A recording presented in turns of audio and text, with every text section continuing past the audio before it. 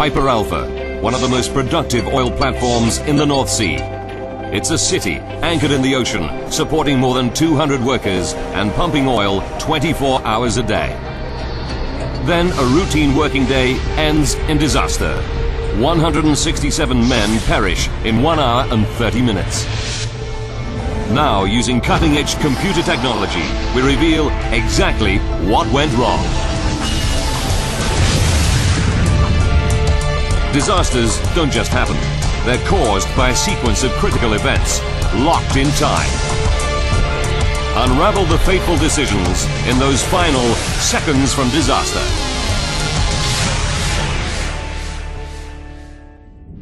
Europe, Scotland, the North Sea. Wednesday, July the 6th, 1988.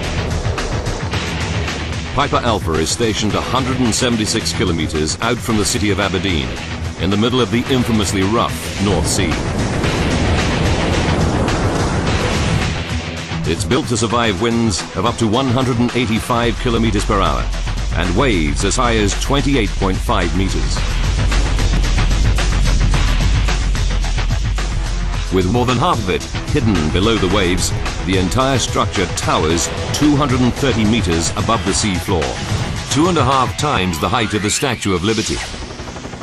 But today, the North Sea is having one of its kinder days. There are 226 men on board Piper Alpha. Electrician Bob Ballantyne is one of them. It was one of these absolutely beautiful summer's days you get in the North Sea. It was calm, it was tranquil. To keep the massive rig running smoothly, the complex machinery requires regular servicing. It's a never-ending job. 7:45 a.m. Lead production operator Bernard Curtis issues permits for the day's maintenance work. They strictly enforce the rule that no one can work on the platform without one. It's just one of many systems in place to ensure safety on the massive rig. With 226 men living and working so close to such volatile fuel, it's vital. Piper Alpha has been in service for 12 years. Its main job is processing oil. This happens on the production deck. It's made of 4 modules. Module D contains power generation. Module C and B process oil and gas. In Module A, oil is piped up from below the sea floor. Sitting on top of all this is a self-contained city with living quarters and entertainments for the small army of workers for whom Piper Alpha is a home away from home. It all happens 24 hours a day, 7 days a week. 12 p.m. On the production deck, 2 maintenance workers are removing a safety valve. It's a routine job authorized that morning. They're due to finish by the end of the shift at 6 p.m. For control room operator Jeff Bollins, it's just another regular day. There was men doing maintenance, the oil wells were throwing oil, the machines were running, compressing gas. It was a hive of activity. 5:10 p.m.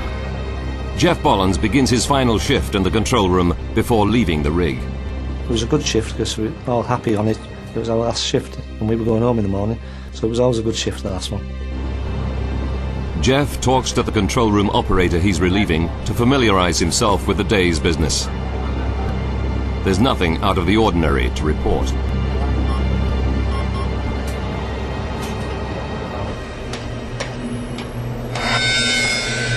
"6 p.m. The day shift ends. But on the production deck, work on the safety valve isn't finished. Replacing it will have to wait until morning. It's not a problem. The pump it's connected to is shut down. There are now 62 men running Piper Alpha on the night shift. The other 164 are off duty, eating, relaxing, or sleeping in their living quarters.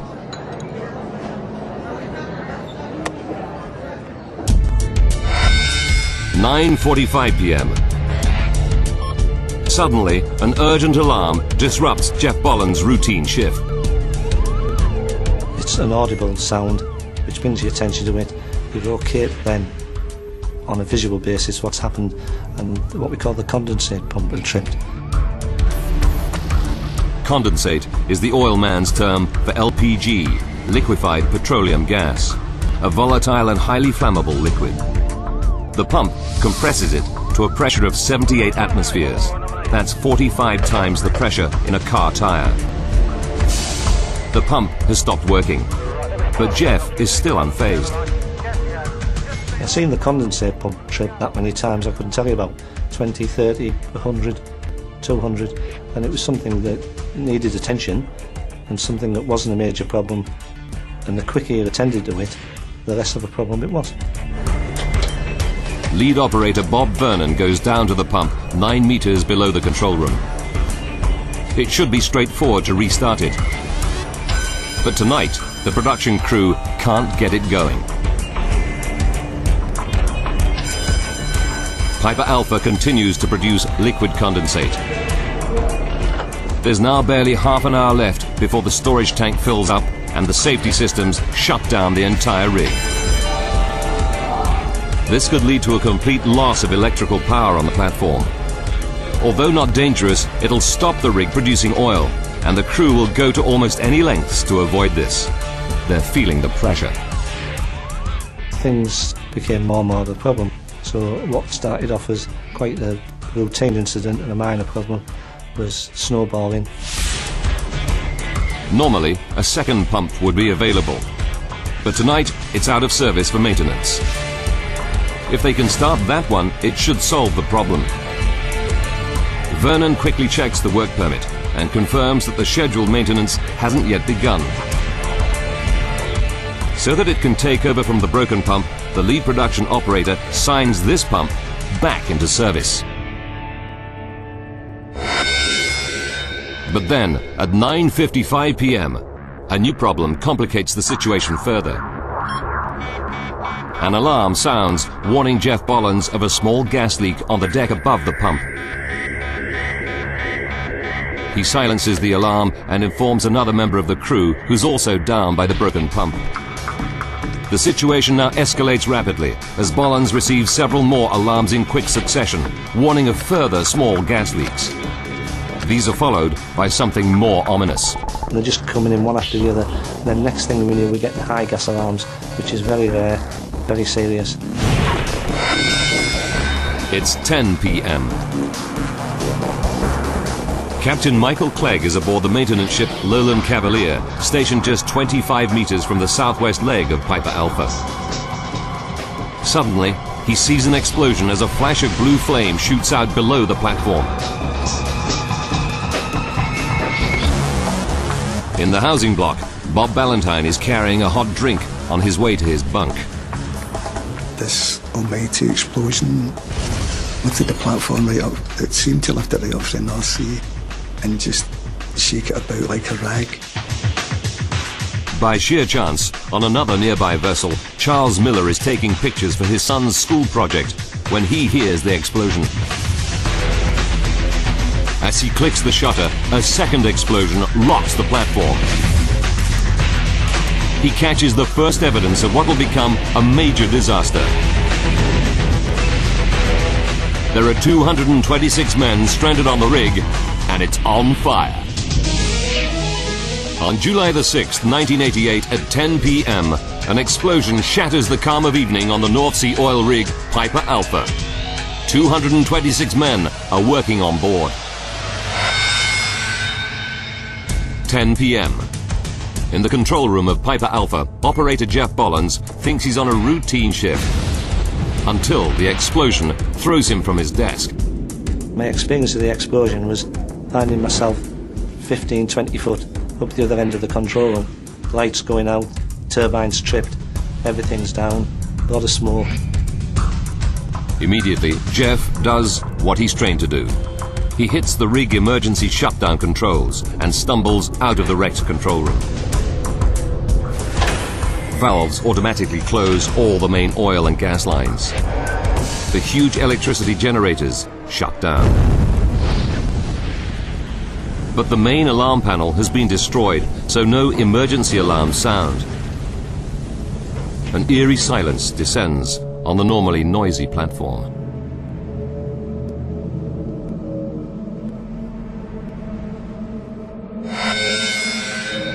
"10:05 p.m.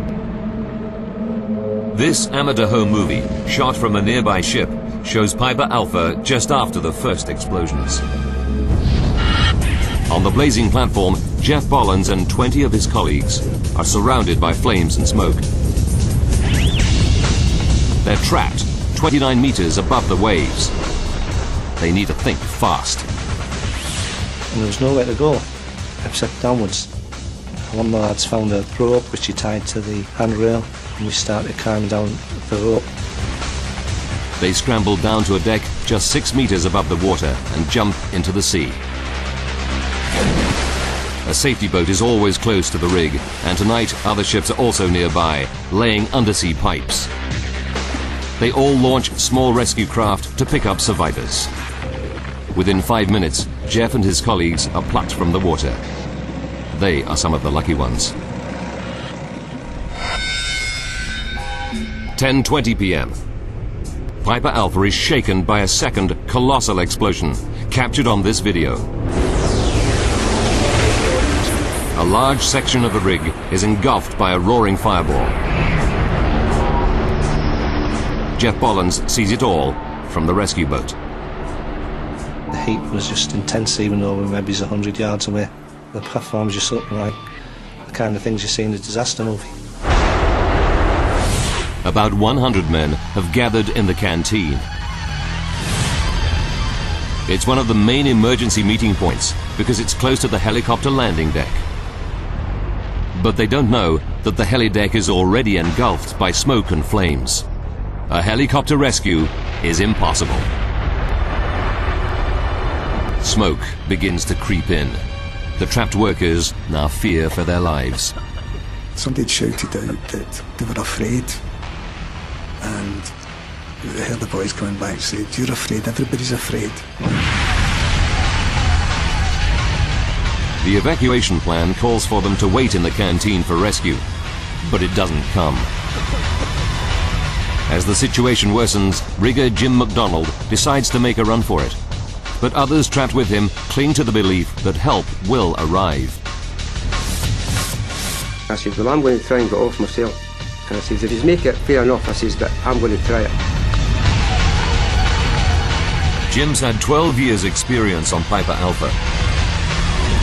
He thinks there's an escape route through the laundry room. I went into the laundry, but when I got into the laundry, I wasn't in the laundry. I was in somebody's room. I said, oh, Jesus God. I just sat in the corner of the corridor in the corner. Disoriented by the thick smoke, Jim McDonald is lost, and every moment he sits there, the odds against him grow.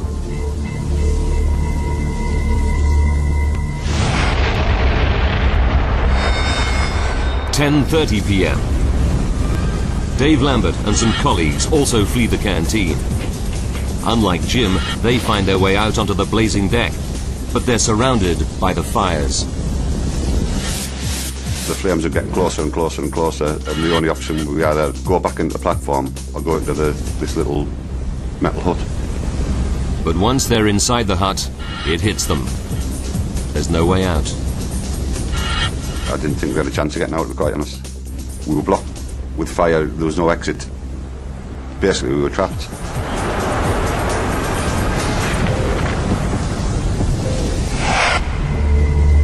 In the living quarters, Jim McDonald comes to the growing realization that he's one deck higher up than he should be.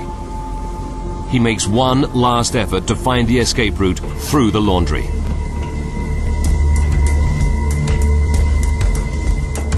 I opens the door and I says, please God, be there laundry. And I just opened it and just touched it. Oh, the washing machines. Once outside, he runs across the blazing deck and down to a platform on one leg of the rig. He jumps 21 meters into the bitter cold North Sea. So I went in. When I hit the water, I went right down, and it was great feeling. It was very, very quiet. and very, very still. And then all of a sudden I just shot back up. Jim grabs onto the leg of the rig until a fast rescue craft picks him up. The tears would run down my nose. And this young lad, he said, "Oh, you didn't have to cry me, mister." He says, "You're safe." I says, "I'm just crying with happiness." I was that happy, you know. Working under the platform on another rescue boat is Ian Letham. These photographs show his crew in action. They managed to haul 6 survivors out of the water. We picked up the last 2 people and thought, right, we'll take off now. But as we went to leave, we realised we were entangled amongst debris from the platform. With the inferno blazing out of control overhead, they battled desperately to clear the debris. 33 meters above them, electrician Bob Ballantyne and a group of colleagues are also escaping down the rig. But Bob decides he doesn't like this escape route. I don't know why I changed my mind. I just said, no, I don't want to go that way. While his friends climb down the west side of the platform, Bob begins to climb precariously down the east side. It's a choice that will save his life. 10:49 p.m. Beneath Bob, on the water, rescue boat driver Ian Letham is trying to free his craft from the debris. The heat is relentless. It was like being under a giant grill. I mean, it was so hot. I can remember saying to my colleagues, you know, we're going to have to get out of here. This is getting really bad. And I think it was about a split second after that, there was just a huge whoosh. And I woke up in the water. I came to in the water. 10:50 p.m. Another colossal explosion tears through the platform, scattering debris over 800 meters. Ships 1.5 kilometers away feel the vibrations. The fireball engulfs Ian Letham's boat. Ian never sees the boat, his crew, or the 6 men they picked up again. He swims to a leg of the blazing platform. Another survivor is clinging to it.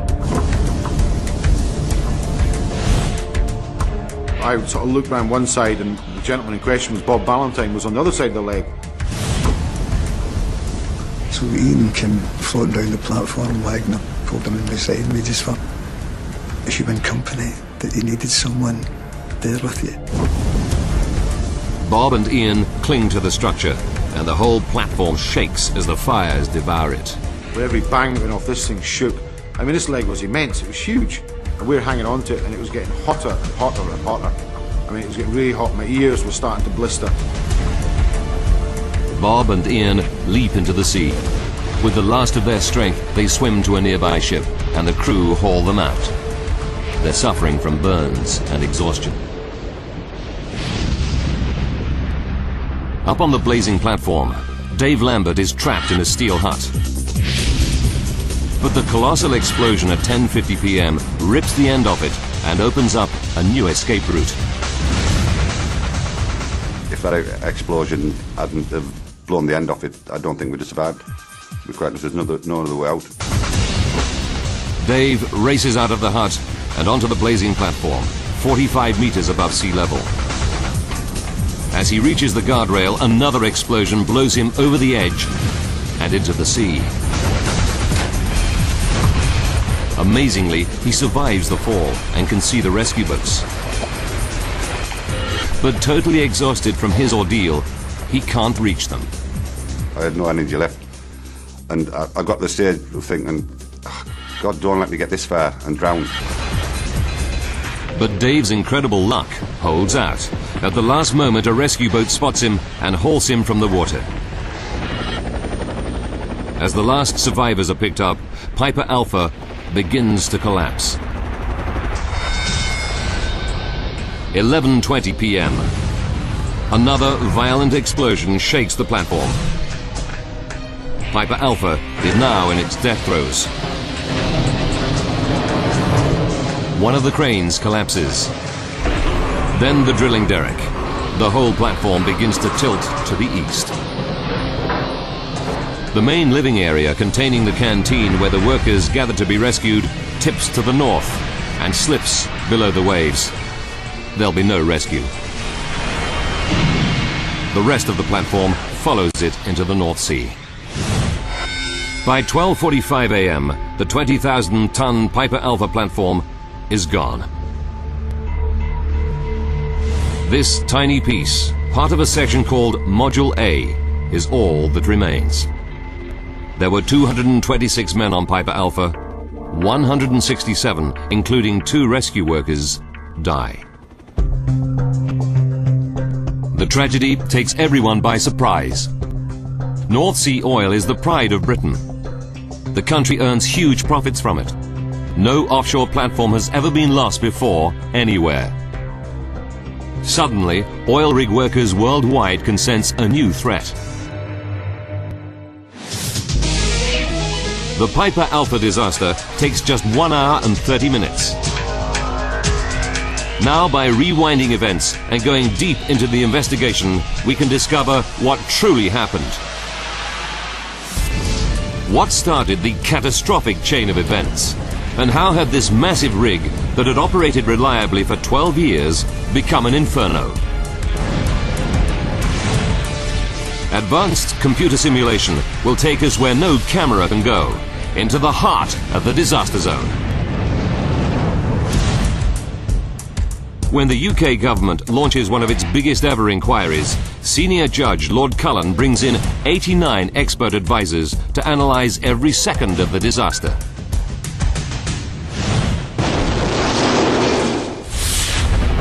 But the extent of the destruction leaves very little evidence. Rod Sylvester Evans spent 2 years working on the investigation. There was no scene left, apart from part of Module A, which was standing proud from the sea. The rest of the platform, all the areas of interest, had in fact been lost. With the wreckage of the rig scattered across the sea floor, 145 meters below the surface, all they have is eyewitness testimony, plus Charles Miller's vital photographs. From these scraps of information, they have to solve the entire mystery. Investigators begin to interview survivors. Of crucial importance was the evidence of the control room operator, Mr. Bolins. And he had witnessed a series of gas alarms that had come up just before the first explosion.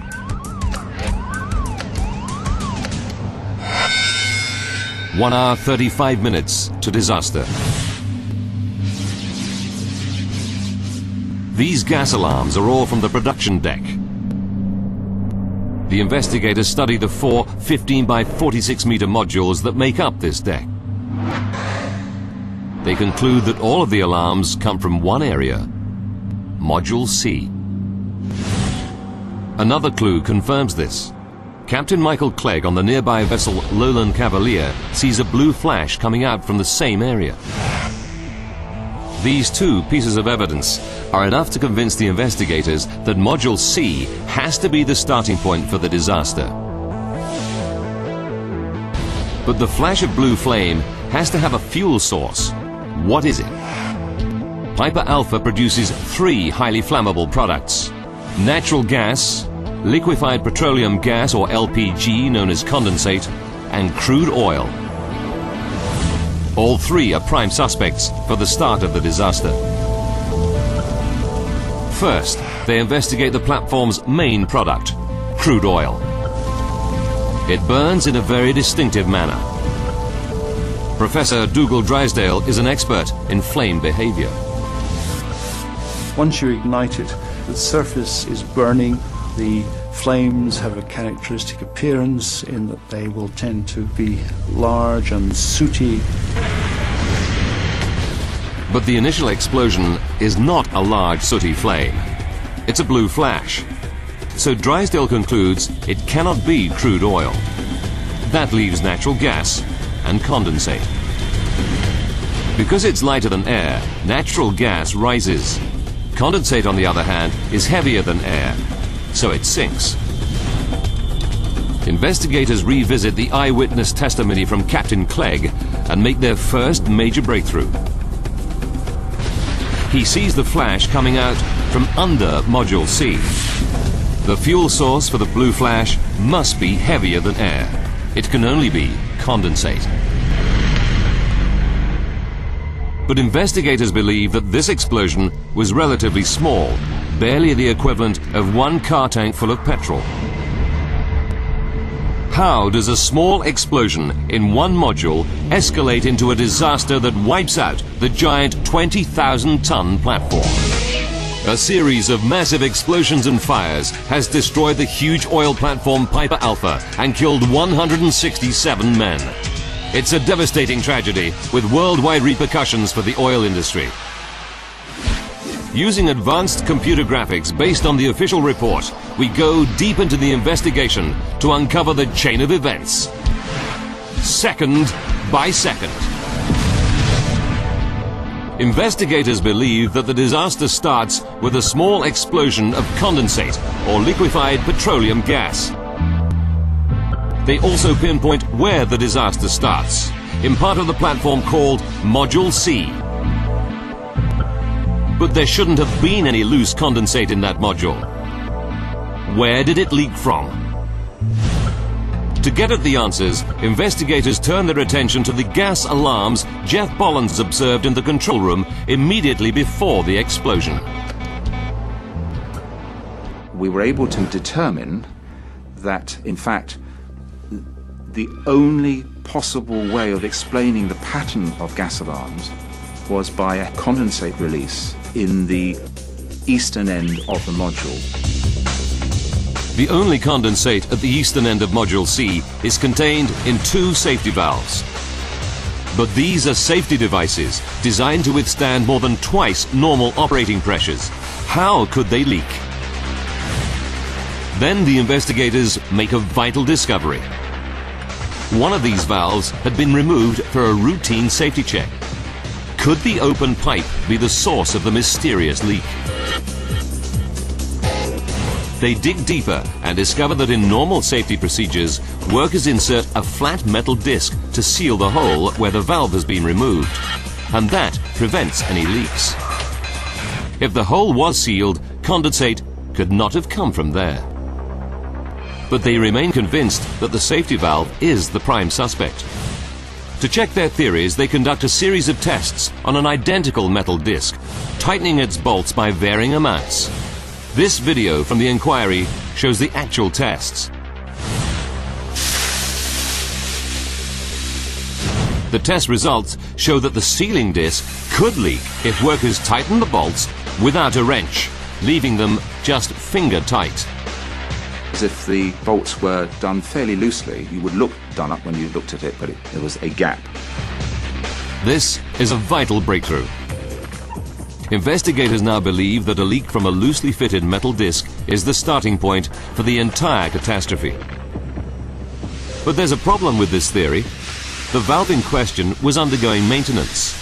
There should have been no condensate in that pipe. Solving this mystery becomes the new focus for the investigators. Using plans of the rig, they trace the pipe down to a different deck, where it connects to a pump. But they know this pump was out of service for maintenance. It should have had no condensate in it.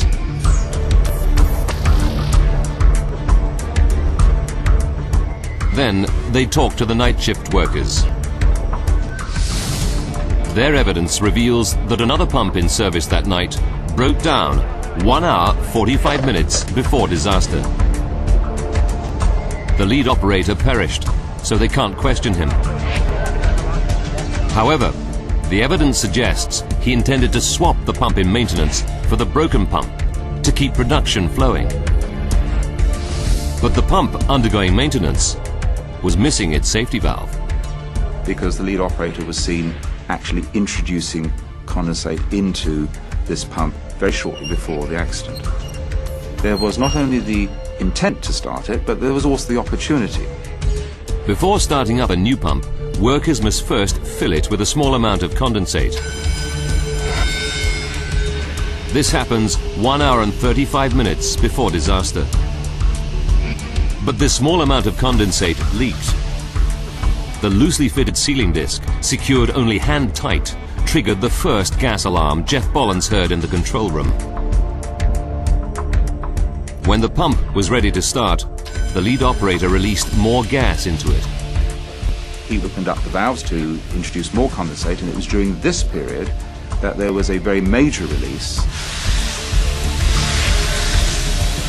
Up in the control room, this much larger leak triggered multiple gas alarms, including the high-level alarm that Jeff saw just before the first explosion.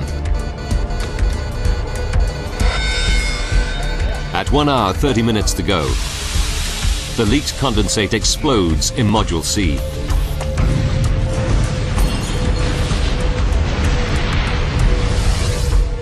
Investigators are zeroing in on the chain of events, but there's a break in the link. Module C is protected by huge firewalls designed to resist intense flames for up to 6 hours. And this first explosion is not very violent. But photographic evidence reveals a surprise. Less than 10 seconds after Module C explodes, the picture shows a huge fireball ballooning out of the module next door, Module B. How did it break through the firewalls and spread so fast? The investigators carry out a series of computer simulations and experimental explosions, seen here. The results are surprising. While the firewalls are excellent at resisting fire, they can't handle explosions. Even a minor blast can tear them apart. The firewalls are made up of 2.5 by 1.5 meter fireproof panels bolted together. The first explosion breaks up the firewall, launching the panels around Module B like unguided missiles. Each panel was equivalent to driving a 1-ton car at 24 miles an hour into the pipework. Investigators believe that these flying panels rupture a relatively lightweight condensate pipe in Module B. That condensate fueled the fireball seen in the photograph. But this fireball lasted only a few seconds. It may look big, but the investigators don't believe it was lethal enough to destroy Piper Alpha.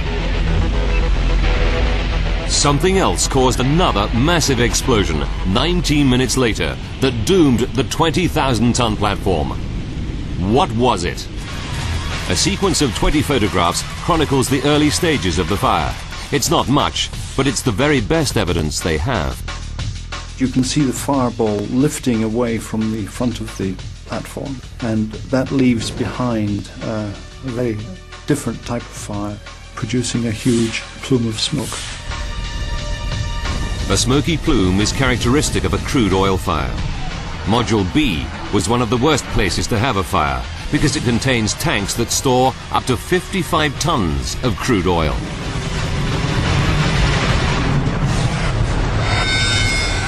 With 1 hour, 10 minutes left, the situation escalates. A colossal explosion shakes the rig. It creates an inferno that rages on the underside of the platform. But this new fire is not in Module B where the first oil fire is burning. It's below it. How did it get down through the deck? Once again, investigators search for clues in the pictures taken just after the fireball. If you look at the photographs, it's clear that there is a fire below Module B. They realize this can only mean one thing. Flaming crude oil is running downwards to fuel this fire. They're certain that it drips onto an area where the rig's divers prepare for work. But this area is covered by grates. The burning oil should drip straight through the holes and into the sea.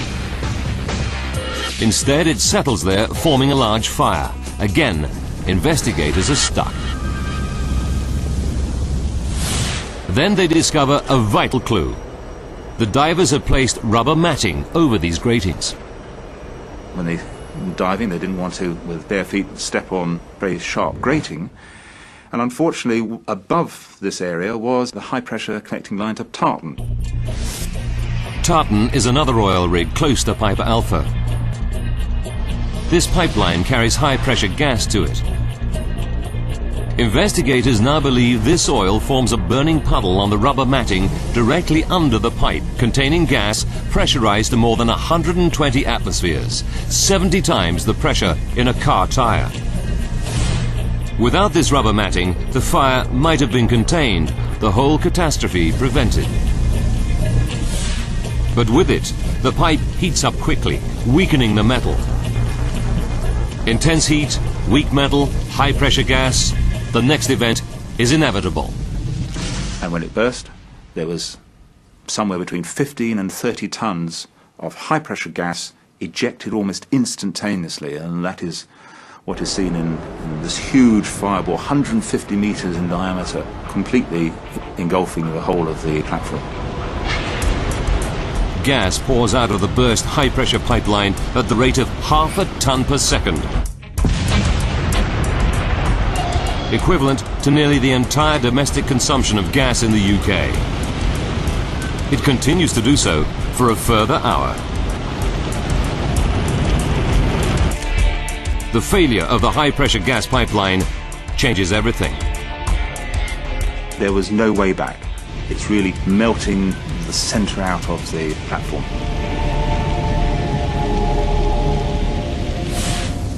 There are still two more gas pipelines that run from Piper Alpha. The larger of them contains 1,120 tons of pressurized gas, 3 times as much as the one that has already burst. Investigators realize that it was now just a matter of time before these other gas pipes failed. 1 hour, 10 minutes before the breakup of the rig, there was no hope of stopping the inferno. An even larger explosion shakes Piper Alpha. One of the 2 remaining pipelines has burst. Bob Ballantyne survives it. His friends on the other side of the rig are not so lucky. There was an explosion and they were caught up in a fireball and incinerated. Ian Letham's rescue boat was tangled in debris below the rig. The explosion destroyed the boat and killed everyone on board, except Ian. I ended up in the water, looked around the place, and the whole place was just alight. The sea was alight, everything was alight. By now, the fire is so great, photographic evidence is useless. So investigators gather electronic data from other oil rigs connected to Piper Alpha. 40 minutes to go.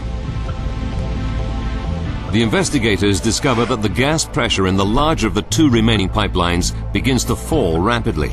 It's this which has now burst. Only one gas line, connecting Piper Alpha to the Claymore platform 35 kilometers away, remains intact.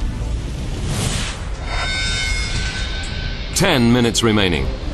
There's another massive gas explosion.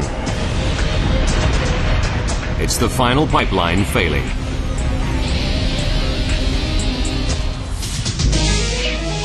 1 hour and 30 minutes after the chain of events begins, the disaster claims its final victims.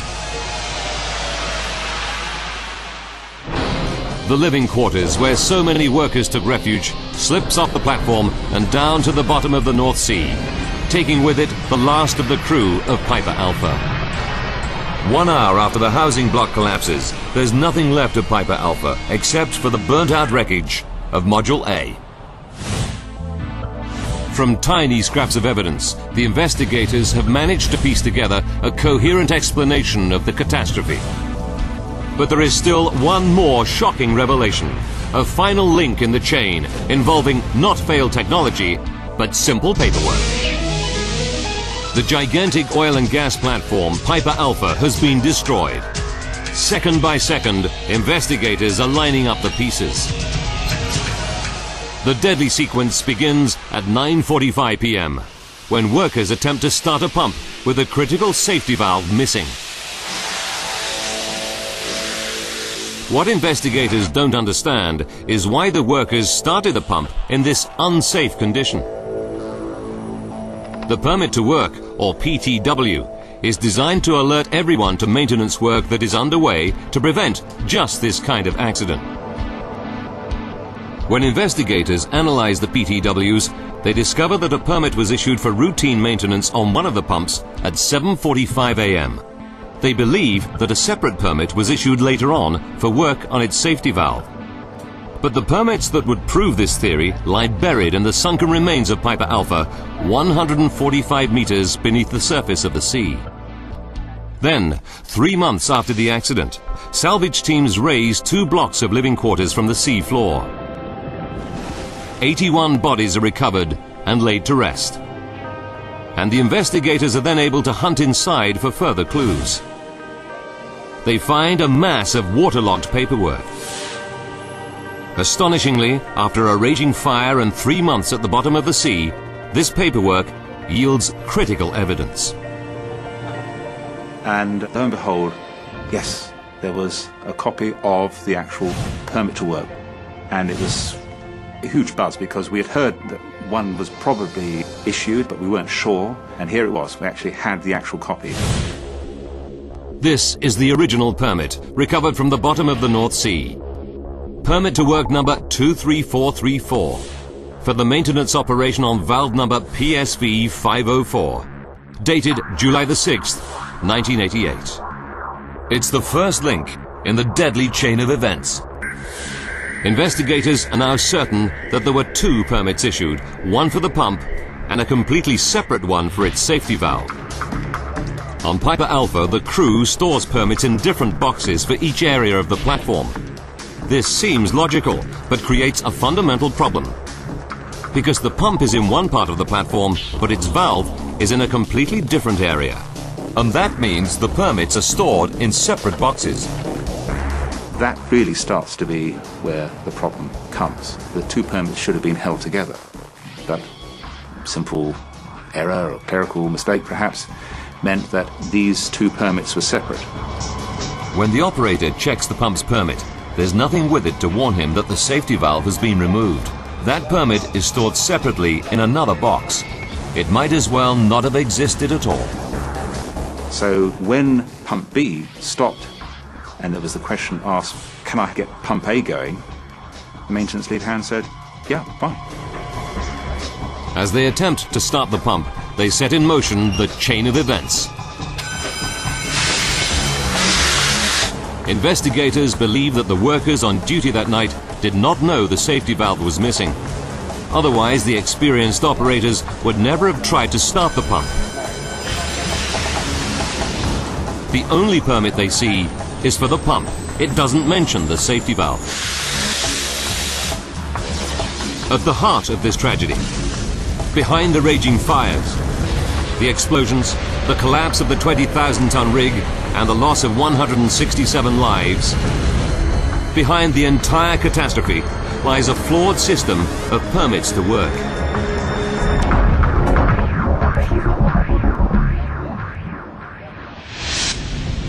A tightly linked sequence of events leads to the disaster on Piper Alpha. A break anywhere in that chain could have reduced the impact of the catastrophe or even prevented it. If the permit system had been effective, the night shift would have known a safety valve was missing. If the flat metal disc had been fully tightened, the condensate would not have leaked. If the firewalls had been able to withstand the explosion, the disaster would not have spread. If divers had not placed rubber matting on the metal grate, a pool of burning oil would not have formed, and the massive high-pressure gas pipe would not have exploded, sending Piper Alpha into the sea and 167 men to their deaths.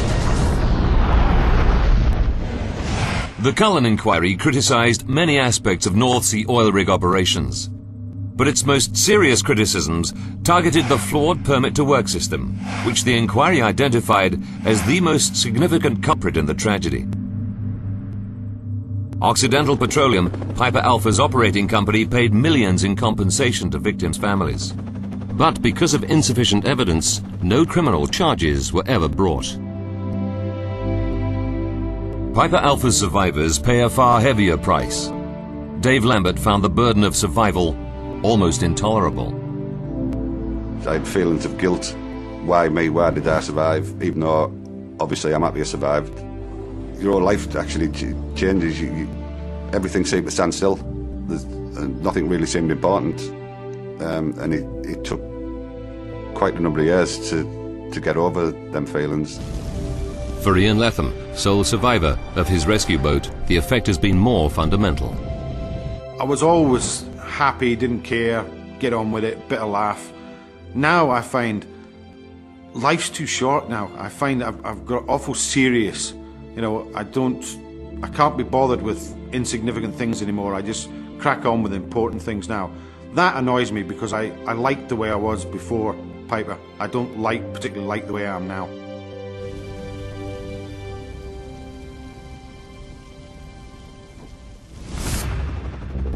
The Cullen report recommended massive changes to almost every aspect of the way that British offshore operations are carried out. But the lessons learnt have repercussions for the oil industry in Britain and worldwide. The hope is there will never again be a disaster like that of Piper Alpha.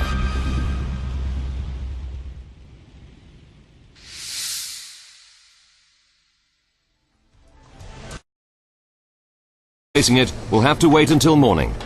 It's not a problem. The pump it's connected to is shut down. There are now 62 men running Piper Alpha on the night shift. The other 164 are off duty, eating, relaxing or sleeping in their living quarters.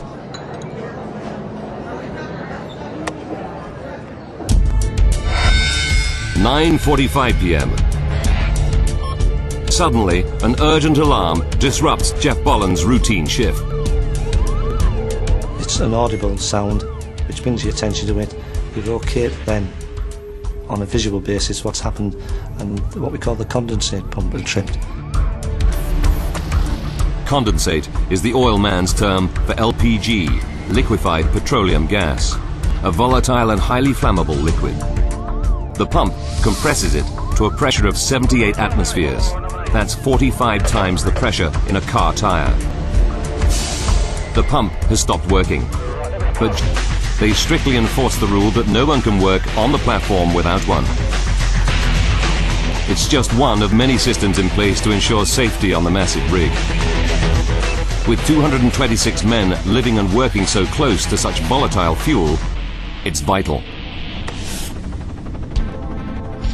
Piper Alpha has been in service for 12 years. Its main job is processing oil. This happens on the production deck. It's made of 4 modules. Module D contains power generation. Module C and B process oil and gas. In Module A, oil is piped up from below the sea floor.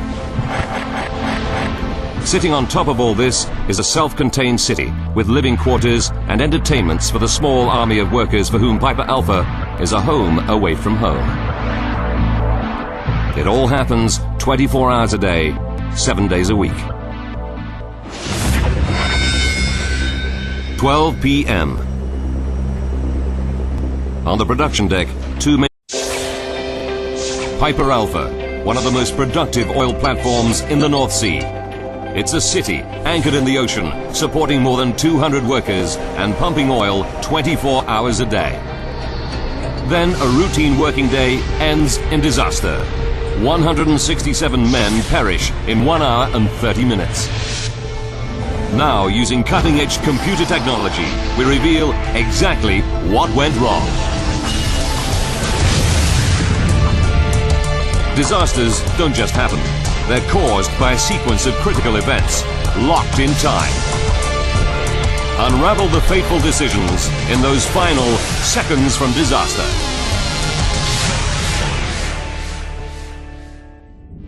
Europe. Scotland. The North Sea. Wednesday, July the 6th, 1988. Piper Alpha is stationed 176 kilometers out from the city of Aberdeen, in the middle of the infamously rough North Sea. It's built to survive winds of up to 185 kilometers per hour and waves as high as 28.5 meters. With more than half of it hidden below the waves, the entire structure towers 230 meters above the sea floor, 2.5 times the height of the Statue of Liberty. But today, the North Sea is having one of its kinder days. There are 226 men on board Piper Alpha. Electrician Bob Ballantyne is one of them. It was one of these absolutely beautiful summers that you get in the North Sea. It was calm, it was tranquil. To keep the massive rig running smoothly, the complex machinery requires regular servicing. It's a never-ending job. 7:45 a.m. Lead production operator Bernard Curtis issues permits for the day's maintenance work. Maintenance workers are removing a safety valve. It's a routine job authorized that morning. They're due to finish by the end of the shift at 6 p.m. For control room operator Jeff Bollins, it's just another regular day. There was men doing maintenance, the oil wells were flowing oil, the machines were running, compressing gas. It was a hive of activity. 5:10 p.m. Jeff Bollins begins his final shift in the control room before leaving the rig. It was a good shift because we were all happy on it. It was our last shift and we were going home in the morning, so it was always a good shift, the last one. Jeff talks to the control room operator he's relieving to familiarize himself with the day's business. There's nothing out of the ordinary to report.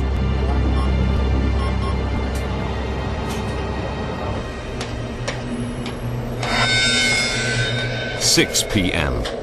The day shift ends. But on the production deck, work on the safety valve isn't finished.